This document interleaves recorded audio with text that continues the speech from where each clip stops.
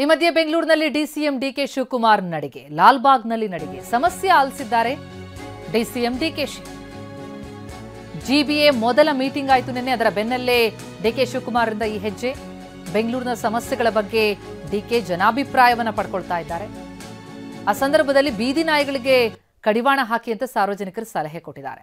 Tunnel ರೋಡ್ನಿಂದ ಪರಿಸರ ಹಾಳಾಗದಂತೆ ಮನವಿ. ಡಿಸಿಎಂ ಡಿಕೆ ಶಿವಕುಮಾರ್ಗೆ ಸಾರ್ವಜನಿಕರು ತಮ್ಮ ಮನವಿಯನ್ನು ಸಲ್ಲಿಸಿದ್ದಾರೆ.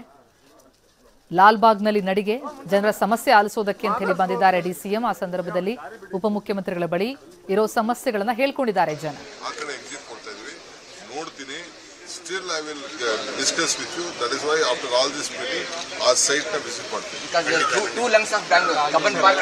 Rapid sound ಬಂದಿದ್ದಾರೆ. ಸರ್ ತಂದಿದ್ದಾರೆ, ಅಲ್ಲಿ ಮೀಟಿಂಗ್ ಅಲ್ಲಿ ಮಾಡಿದ್ದಾರೆ, ಅಲ್ಲಿ ಎಕ್ಸ್ಪ್ಲೈನ್ ಮಾಡ್ತಾರೆ.